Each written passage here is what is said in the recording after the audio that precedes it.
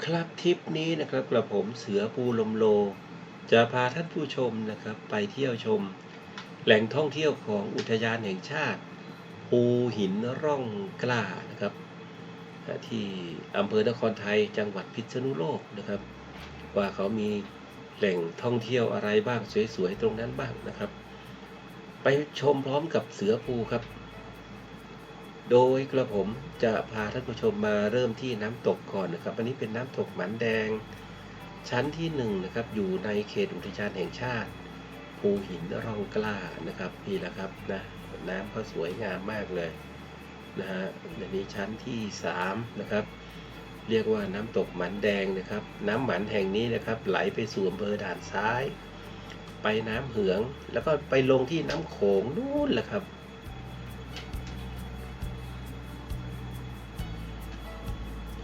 จากนี้นะครับเราก็มาเที่ยวบริเวณแหล่งประวัติศาสตร์นะครับของพรรคคอมมิวนิสต์แห่งประเทศไทยนะครับคือบริเวณนี้ก็คือโรงเรียนการเมืองการทหารที่พรรคคอมมิวนิสต์แห่งประเทศไทยนะครับให้ทุกคนมาเรียนตรงนี้นะครับสอนทางด้านการเมืองการทหารนะครับหลายอย่างนะครับทุกคนก็มาผ่านตรงนี้ทั้งหมดนะครับเรียกว่าโรงเรียนการเมืองการทหารนะครับเป็นแหล่งท่องเที่ยวทางประวัติศาสตร์ครับอยู่ภายใต้ร่มไม้ที่ร่มเย็นมากเลยจากนี้ครับก็นั่งรถแล้วก็เดินต่อนะครับที่ผาชูธงนะครับแล้วก็กระผมจะพาท่านผู้ชมไปทางลานหินปุ่มก่อนนะครับเป็นเส้นวงกลมนะครับนี่มาถึงลานหินปุ่มแล้วนะครับก็แวะชมที่ลานหินปุ่มมีนักท่องเที่ยวเยอะเลยนะครับแต่ก็ต้องระมัดระวังนะครับอย่าไปใกล้หน้าผาครับนี่ก็นักท่องเที่ยวก็เดินกันไปสวนกันไปสวนกันมาท่องเที่ยวแถวผาชูธงบ้างลานหินปุ่มบ้างนะครับก่อนถึงผาชูธงครับก็จะพบหน้าผาต่างๆเป็นจุดชมวิวแวะถ่ายภาพกันไปเรื่อยๆนี่ยังไงครับระยะจากหินปุ่มมาก็600 เมตร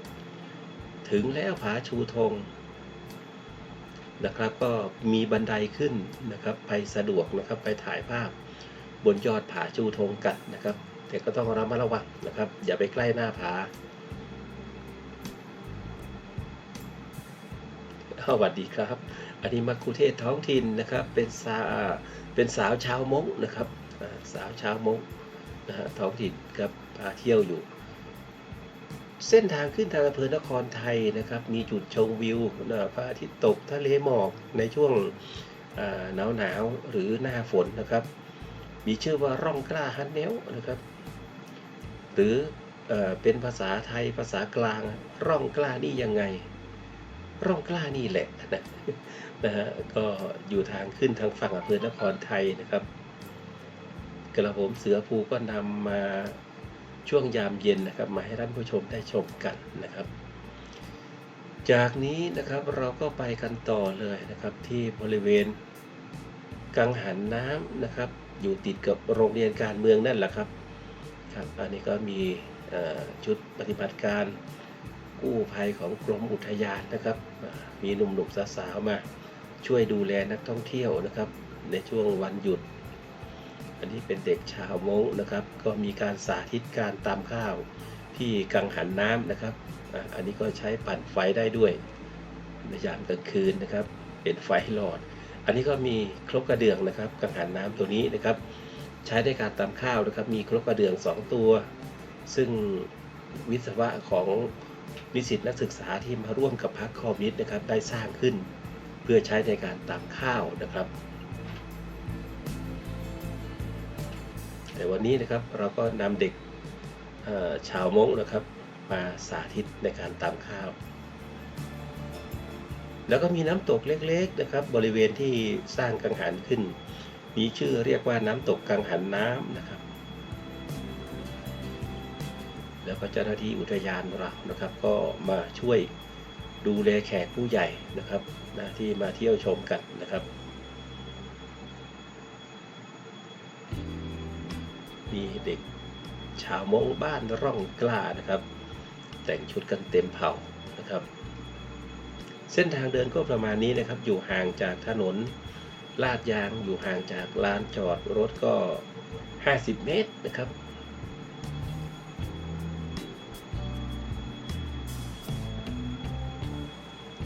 ครับค่อยๆเดินขึ้นครับจากนั้นก็ไปที่สำนักอำนาจรัฐบริเวณถ้ำหลบภัยทางอากาศครับมีครกกระเดื่องอีก4 ตัวครกกระเดื่องบริเวณสำนักอำนาจรัฐตรงนี้ก็ใช้คนเหยียบนะครับไม่ได้ใช้กังหันเป็นตัวปั่นครับใช้แรงคนเหยียบแล้วครกกระเดื่องตามข้าวนะครับจากนี้นะครับเราก็ลอดถ้ำกันเข้าไปนะฮะถ้ำหลบภัยทางอากาศนะครับเวลาเครื่องบินนะครับพักคอมนี้ก็วิ่งมาหลบกันตรงนี้นะครับจากนี้นะครับก็สิ้นสุดการท่องเที่ยวบริเวณที่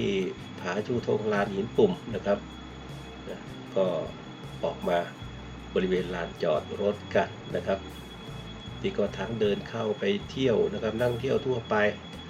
นะครับแล้วก็เดินออกมาด้วยนะตอนนี้ก็กำลังจะเข้าไปนะครับทริปนี้นะครับกระผมเสือภูลมโลก็คงนำแหล่งท่องเที่ยวของภูหินร่องกล้านะครับมาฝากนะครับให้กับท่านผู้ชมเพียงเท่านี้ก่อนมีสาวงามของอำเภอนครไทยนะครับธิดาพ่อขุนนะครับก็มาถ่ายภาพกันข้างบนนะครับในช่วงหน้าหนาวนี้นะครับบายบายเอาไว้โอกาสหน้าเดี๋ยวกระผมเสือภูนะครับนำดอกไม้สวยๆมาฝากท่านผู้ชมนะฮะพร้อมกับสาวสวยๆของภูหินร่องกล้าวันนี้ก็ขอกล่าวคำว่า